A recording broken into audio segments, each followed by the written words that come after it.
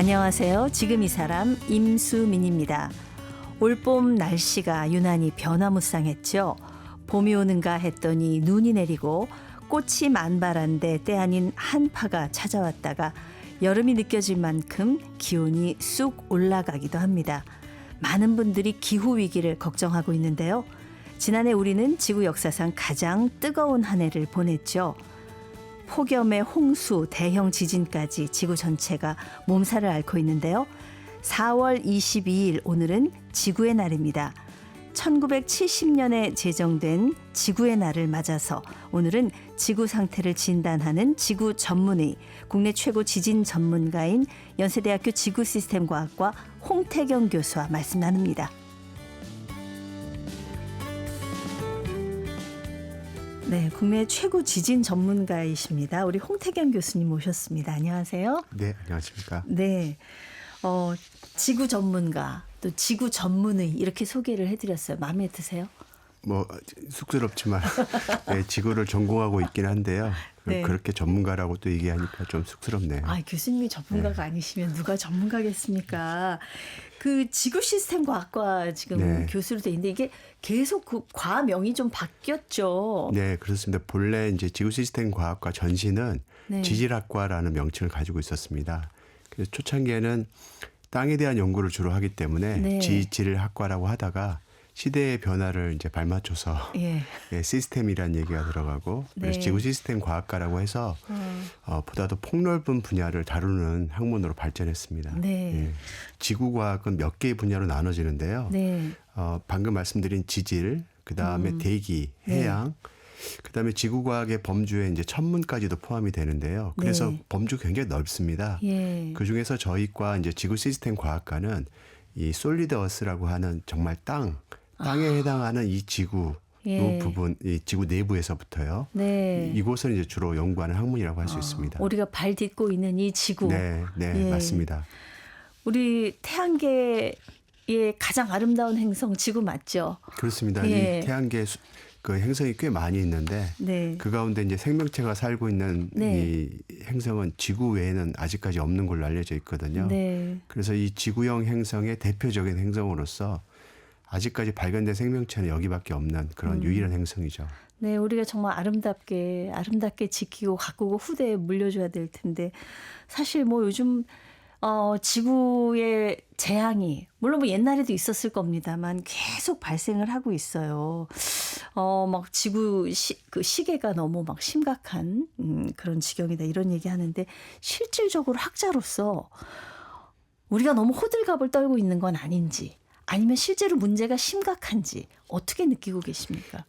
사실 우리 지질 시대로 보면은 지구의 이 급변하는 현상들이 비단 최근에서만 벌어지고 있는 건 아니거든요. 물론 이제 이 온도적인 측면에서 보면은 우리는 여러 차례 빙하기를 거쳐왔습니다. 그래서 소빙하기, 대빙하기 해서 지금은 굉장히 우리 살기 좋은 이런 온도를 띠고 있는 환경이지만 과거에는 이 생명체도 참 살기 어려울 정도로 혹한의 이 지구, 우리가 스노우볼이라고 해서 지구 전체가 얼음으로 덮여 있던 그런 시기도 있었을 거라고 이제 확인이 되고 있거든요. 그래서 그거에 비하면은 비교적 지금의 기온 변화라든가 온난화 현상들이 아주 미미한 수준이라고 할 수 있지만 하지만 인간이 살아온 시대만 놓고 따져보자면은 분명히 지금의 시대는 이 온도라든가 환경이 급변하고 있는 건 사실입니다. 이것이 이제 생명체에게는 견딜 수 없는 환경에 해당할 수도 있기 때문에 인간이 좀 더 관심을 많이 가져야 하는 거죠. 이런 얘기들을 많이 하시잖아요. 우리가 역설적으로 그 3년이라는 코로나 팬데믹 기간이 너무너무 우리한테 힘든 기간이었는데 대기의 질이 좋아졌다. 환경이 좋아졌다. 야, 사람들이 확실히 덜 나다니고 그러니까 이게 좋아지는 거 아니야? 이런 얘기들을 많이 하시는데 어떻게 생각하세요? 네, 이게 참 흥미로운 일인데요. 팬데믹 기간 동안에 공장 가동도 중단되고 하면서 공기질이 좋아진 것들은 실제로 이제 확인되고 있는 사건이기도 합니다. 근데 그뿐만 아니라 이 지구에는 수많은 사람들이 살고 있는데 도시에는 1,000만이 넘는 도시들이 세계 곳곳에 굉장히 많이 있거든요. 우리나라에서도 서울이 있고요. 그런데 이런 대도시에 많이 살고 있는 사람들이 활동을 하지 않고 집에만 머물다 보니까 특이한 일들이 이 팬데믹 때도 확인이 됐었는데요. 예. 이제 저는 이제 지진학자로서 전 세계에 운용되고 있는 지진계를 이제 주로 살펴보게 되는데 네. 이 지진계는 땅의 흔들림을 주로 기록을 하는 기계인데요. 네. 이거는 지진이 발생해서 흔드는 땅의 흔들림뿐만 아니라 인간이 평상시 활동하는 이 움직임 때문에 만들어지는 움직임도 기록을 합니다. 어머나, 진짜요? 네. 그래서 이 팬데믹 기간 동안에 이제 우리가 이거를 지진계에 잡히는 잡음이라고 하거든요. 네네. 인간의 활동에 의해서 주로 많이 잡히게 되는데 이게 주파수 대역으로 보면 한 2헤르츠에서부터 10헤르츠 사이가 주로 인간이 내는 활동에 의해서 만들어지는데요. 오. 이게 뚝 떨어지는 게 확인이 됩니다. 어머나. 이 뚝 떨어지는 정도가 뭐 평상시에 뭐 10분의 1 수준이 아니고요. 20분의 1, 30분의 1 수준. 특히 중국 같은 경우에는 아예 밖으로 사람들을 못 나가게 하다 보니까 예. 이 인류 역사상 관측되지 않은 저준위의 잡음이 관측이 된 거죠. 그러니까 너무 고요했던 거예요. 근데 그 얘기는 뭐냐면은 정말 좀 역설적이게도 팬데믹 기간이 대규모의 실험을 한 셈이거든요. 지구에 네. 대해서. 네네. 과연 사람들이 만들어내는 잡음 수준이 어느 정도 수준일까라는 것이 늘 궁금했는데 이게 그만큼 컸다는 사실을 확인하게 된 거고요. 이야. 우리는 평상시에 그런 잡음에 늘상 익숙해 있다 보니까 몰랐지만 네. 잡음 수준이 그렇게 20분의 1, 30분의 1로 주는 거 보니까 우리는 늘상 많은 잡음에 노출돼 왔던 거죠. 예. 더군다나 이런 이제 잡음 수준 덕분에 과학이 또 비약적으로 발전하는 계기가 있었는데 예를 들어서 사람들이 막 활동을 하게 되면 잡히지 않았던 신호들이 있어요. 네. 굉장히 미약한 신호들이 있는데 그 신호들이 이제 잡히기 시작한 겁니다. 자연의 진짜 순수한 활동으로 인해서 만들어지는 것들인데 어떤 신호들이 있어요? 예를 들어서 그전에는 잘 안 잡혔던 게 우리가 천둥 치면 이 건물이 흔들리고 네. 구릉하게 되면 창문이 흔들리고 하는 정도로 깜짝 놀라기도 하잖아요. 네네. 이게 지진계에도 잡히게 되는데 이 지진계에 잡힌 천둥 소리나 번개에 의한 효과를 분석하게 되면 번개나 천둥이 어떠한 원리로 발생했는지 지진계로 분석을 할 수 있게 돼요. 네네. 이 원리를 활용을 해서 지금 화성에 지진계가 설치되어 있거든요. 예. 그 화성의 이런 어떤 기후, 대기 활동 같은 것들을 이 지진계를 연구할 수 있는 좋은 학습 자료를 제공한 겁니다. 이 화성 같은 데는 사람이 없으니까 정말 자연 활동만 기록이 될 텐데 네. 이 지진계 가지고 거기서 나타나는 이 활동을 어떻게 하면 연구할 수 있을까. 근데 사람들은 늘상 활동하니까 이 잡음이 늘 반응을 해서 감춰져 있는데 정말 자연의 자료만이 필요했던 시절이었거든요. 그 자료를 아주 소중한 자료를 획득을 한 거죠. 이야. 그렇게 또 인간은 그 자료들을 활용을 해서 또 화성 연구하는데 또 활용을 하고 있기도 하죠. 코로나 팬데믹 기간이 또 그런 기간이었네요. 교수님께서 저는 지진이니까 막 큰 것만 연구하시는 줄 알았더니 그 작은 전체 지구 전체의 그 진동까지도 다 연구를 하시네요. 아주 재미난 현상들이 많은데요. 네. 이 도시 근처에는 동물들이 많이 안 사는데 예. 그게 이제 이 사람들이 만들어내는 지진동이 퍼져 나가면서 동물들이 견딜 수 없는 이 지진동을 만들어내기 때문이라는 결과가 나오거든요. 동물들은 그걸 느끼는군요. 그렇죠. 다 느끼고 하니까 도시 밖으로 멀리 이제 나가는 거죠. 이제 교수님이 지진 전문가시니까 사실 올해 정말 큰 지진이 있지 않았습니까? 미얀마에서 규모 7.7 네. 어마어마한 거죠. 정말 많은 분들이 죽고 이 지진이라는 거는 우리 지구가 상태가 괜찮아도 발생하는 거잖아요. 그렇죠? 예. 예. 그 지구 상태가 나빠져서 지진이 생긴다. 이건 아닌 거죠. 역설적이게도 지진은 지구가 살아있기 때문에 발생을 하는 거고요. 지구가 건강하다는 의미도 됩니다. 반대로. 네. 지구는 오래전에 46억 년 전에 지구가 만들어졌는데 그때가 이제 태양계가 만들어진 시기거든요. 그래서 이 태양계가 만들어질 때 이런 아주 미소 분자들이 합쳐지면서 소행성으로 이제 미행성으로 발달하게 되고 현재 행성으로 성장하게 되는데요. 네. 그럴 때 지구 내부에는 아주 그 중금속 물질과 방사능 물질들이 지구 내부에 자리 잡게 됩니다. 예. 그래서 이 물질들은 계속 열을 내놓게 되는데요. 그래서 지구의 코어라고 하는 이 핵에는 이러한 열을 발생시키는 방사능 물질들이 굉장히 많거든요. 네. 이 물질들이 계속 열을 내놓다 보니까 지구 내부가 늘 뜨거워요. 그 결과로 열이 올라오게 되고 이 열이 올라오게 되면 지구 표면을 덮고 있는 지각판이라고 하는 것을 이렇게 움직이는 역할을 하게 되거든요. 네. 그래서 이 지각판이 움직이면서 지진이 발생을 하게 되는데 결과적으로 지구가 살아있는 이유는 바로 지구에서 나오는 이 열 때문인데요. 이 열에 의해서 외핵은 액체 상태로 있고 액체 상태에 있던 외핵이 지구를 보호하는 이 자기장을 만들어내게 됩니다. 네. 지구 내부에 이제 철과 니켈로 되어 있는 핵이 계속 움직이게 되면서 태양풍으로부터 인간을 보존하는 이 자기장을 만들어내거든요. 만약에 지구 내부의 액체가 아니고 이런 자기장을 못 만들어낸다 그러면 지금쯤 인간은 태양 때문에 다 태양풍에 의해서 아마 목숨을 잃었을 거예요. 그래서 지구 내부에 뜨거운 열이 늘 필요한데 자기장을 네. 만들기 위해서. 근데 이 열이 있으면 지각판을 움직이게 되고 그 결과로 지진이 발생한다는 거죠. 그러니까 간단히 얘기하자면 어떻게 생각하면 인간이 살기 위해서는 지진이 꼭 필요하다고 하는 역설일 수도 있습니다. 그렇네요. 또. 예, 그래서 이런 지진들이 발생하는 것은 오히려 지구가 건강하다는 의미가 되는데 하지만 불행히도 지표에 살고 있는 인간 입장에서는 이 지진이 워낙에 많은 생명을 앗아가다 보니까 사람들한테는 큰 걱정거리가 되는 거죠. 네. 이렇게 지구가 살아있다는 증거로 지진이 발생하기도 하는데 이게 맞는 말인지 모르겠어요. 기후 위기가 강력한 대형 지진을 가지고 온다 이런 얘기를 또 들었어요. 네. 그럴 수가 있나요? 예를 들어서 지구가 온난화가 되게 되면 네. 극지역에 있는 빙하가 녹기 시작합니다. 극지역에 있는 빙하가 녹기 시작하게 되면은 이제 원래는 땅이라고 하는 것이 어느 정도의 압력과 힘에 의해서 균형을 맞추고 있게 되는데요. 네. 극지역을 덮고 있던 두꺼운 빙하가 녹기 시작하면은 극지역을 누르고 있던 힘이 점점 없어지게 되는 거죠. 왜냐하면은 누르고 있는 물체가 없어지니까. 네네. 그러면 그 결과로 땅의 힘의 균형이 무너지게 되면서 지진이 많이 발생하게 됩니다. 그래서 지구 온난화가 되면서 극지역에 지진 발생 빈도가 점점 증가하고 있거든요. 이것은 누르는 힘이 없어지기 때문에 벌어지는 일이고 반대로 빙하가 녹아서 그걸로 끝나는 게 아니라 이 녹은 이 해수는 이 바다를 점점 덮기 시작하겠죠. 예. 그래서 바다에 있는 섬들이 점점 사라지잖아요. 네. 이 물에 가라앉으면서. 근데 그런 섬들만 사라지는 게 아니고요.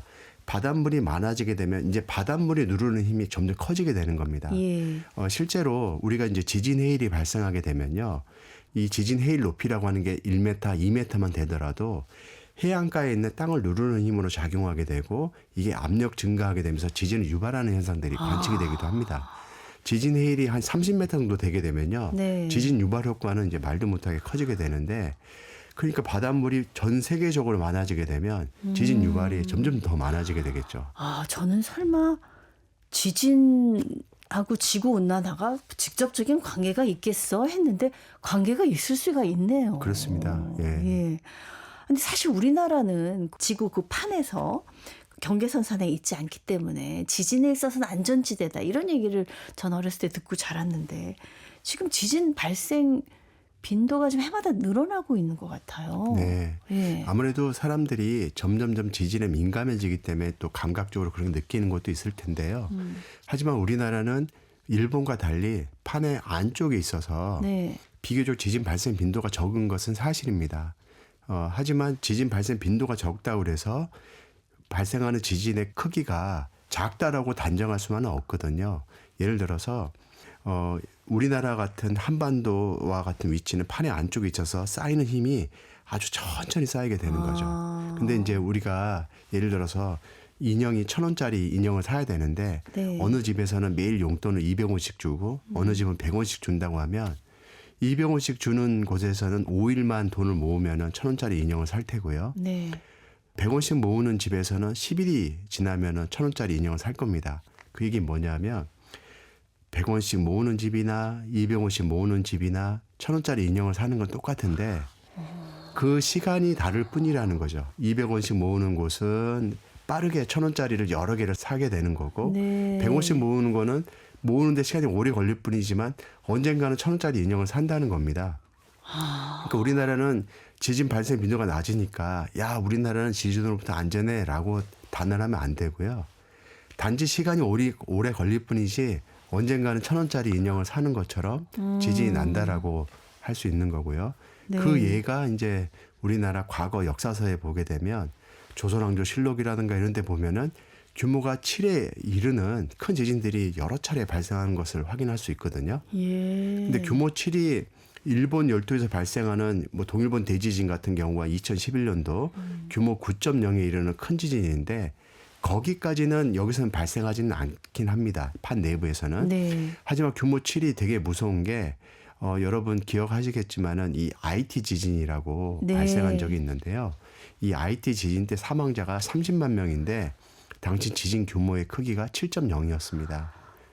그러니까 이 내륙에서 규모 7.0 지진은 아주 치명적인 지진이 될 수 있는 거죠. 우리나라도 큰 지진이 올 수 있다는 얘기네요. 그렇죠. 우리 조선왕실록 등에는 굉장히 큰 지진이라 평가되는 것들이 여러 나옵니다. 근데 우리나라가 포항에서 5.4, 경주에서 5.8 발생했었고 지난해 부안에서 규모 4.8. 우리나라 안에서 좀 지진에 취약한 지역 따로 말씀해 주실 수가 있나요? 우리나라에는 1978년부터 네. 지진 관측이 공식적으로 시작이 됩니다. 그러니까 우리나라 기상청이라고 하는 국가기관에서 지진 관측을 시작한 것이 78년인데요. 그때부터 지금까지 보자면은 약 50년이 채 안 되는 기간이긴 합니다. 네. 이 기간 동안 발생한 규모 5.0 이상의 지진이 총 10차례 발생을 하는데요. 네. 위치가 다 겹치지 않고 이렇게 흩어져 있거든요. 그러니까 큰 지진들을 보게 되면은 특정 지역에 막 몰려있기보다는 다 흩어져서 발생하는 추이를 보이고 있고요. 또 지진의 발생 분포를 보더라도 이와 유사합니다. 그러니까 어느 지역이 특히 취약하다라고 말하기가 참 곤란한 상황으로 다음번 지진이 발생할 곳이 어디가 더 유력하냐고 보면 사실 지진이 잘 발생하지 않았던 곳이 유력하기도 합니다. 네. 그 이유는 2011년도 동일본 대지진이 발생하고 나서 한반도 내에서 지진 발생 빈도가 크게 증가하거든요. 네. 그러니까 2011년도 전에 발생했던 횟수의 2배가 되는 횟수가 동일본 대지진 직후에 발생을 하게 되는 거예요. 네. 지진 발생 횟수가 2배가 갑자기 늘어나게 되는데 이런 일들이 왜 벌어지냐면 한반도라고 하는 땅 내에는 이미 힘이 많이 쌓여 있다가 그 힘이 동일본 대지진을 기점으로 해서 이게 분출하기 시작한 거죠. 그런 과정으로 이제 지진이 발생하는데 발생한 지진 위치를 보게 되면 그간의 지진이 많이 발생했던 곳이 아니라요. 지진이 발생을 좀 덜했던 곳을 중심으로 지진이 많아지는 걸 확인하게 된 겁니다. 그 얘기는 지진이 지금 많이 안 발생하는 곳은 이곳은 다음에도 지진이 안 발생해라고 판단할 게 아니고요. 여기는 지금 에너지를 모으고 있구나. 많은 에너지가 지금 쌓여가고 있구나라고 판단하는 게 더 옳은 거죠. 네.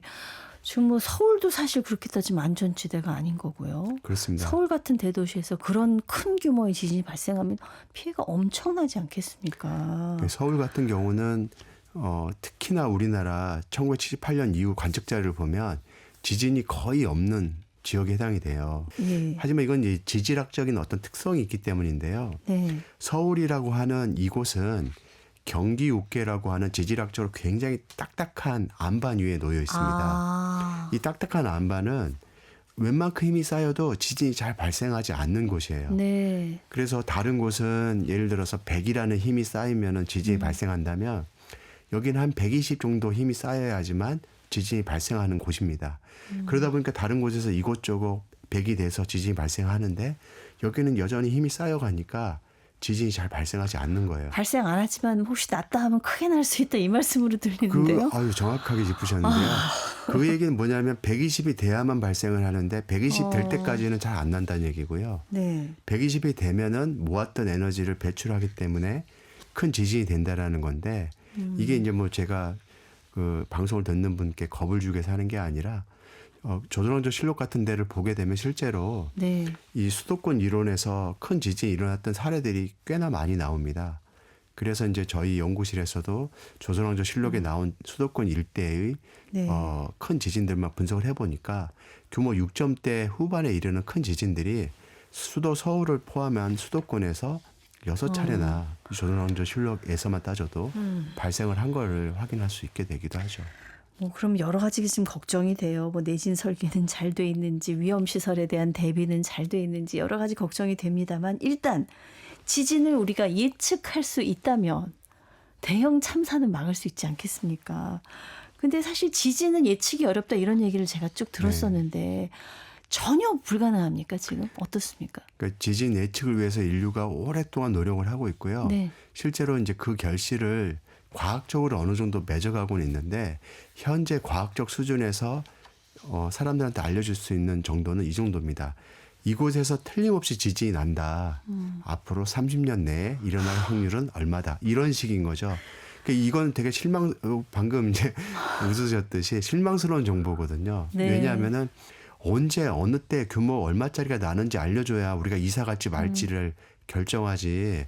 30년 내에 뭐 80% 확률 이렇게 얘기를 하면 내일 이사 가요. 30년 됐을 때 이사 가요. 이렇게 물어보신 분들이 많으세요. 네. 이게 이제 과학적인 한계입니다. 분명히 우리는 이곳에서 지진 난다는 사실은 아는데 그 시점을 정확하게 못 박지 못하는 게 지금 과학적인 한계거든요. 네. 그래서 현재 동원하고 있는 여러 이제 프리커서라고 하는 지진 전조 현상 등을 이제 확인하는 작업을 통해서 지진을 우리가 미리 선제적으로 알기 위한 노력들을 하고 있는데 그것 중에 이제 대표적인 것들이 이제 전진이라고 하는 미소 지진을 탐지하는 것들입니다. 네. 미소 지진이라고 하는 것들이 어떤 거냐면 단층에 에너지가 많이 쌓여가지고 단층이 이제 부서지기 직전에는 어떤 일이 벌어지냐 부서질라 말라 할 때 잔지진들이 막 많아지게 되는 겁니다. 네, 단층면을 네. 중심으로. 잔지진들이 많아지게 되면 이 단층이 지금 약해지고 있고 곧 부서지겠는걸 해서 판단할 수 있고요. 여기가 어쩌면 큰 지진 날 수 있다. 이렇게 판단해서 하는 방법이 현재로서는 가장 신뢰성이 있는 건데 네. 하지만 이 외에도 뭐 지진운, 지진광, 뭐 라돈가스, 뭐 동물들의 이상 행동 등을 이용해서 추정을 하는 기법들이 있지만 방금 말씀드린 그런 기법들은 일관성이 없다는 문제점이 있습니다. 그게 관측이 돼도 지진이 안 나는 사례들이 꽤 많거든요. 네, 네. 그래서 일관성 있게 지진을 사전에 예지하기에는 아직까지는 무리가 있다라고 하는 거죠. 교수님이 연구하실 게 앞으로 무궁무진 너무 많겠어요. 네, 예. 우리 후학들도 할 게 아주 많겠죠. 예. 그 지진 얘기를 했는데 저희 이제 한동안 백두산이 이제 폭발할 거다 이런 얘기가 엄청 뭐 괴담처럼 퍼진 적이 있었잖아요. 이 다시 진짜 활동할 가능성이 있습니까? 백두산은 현재 분류에 의해서도 활화산으로 분류가 돼 있고요. 네네. 활화산이라는 건 언제 분화해도 분화할 수 있다라는 의미를 띠고 있습니다. 예. 실제로 1903년도에 마지막 분화한 걸로 알려져 있는데 당시에 분화 규모가 크진 않았지만 분화의 그 흔적들이 남아 있고요.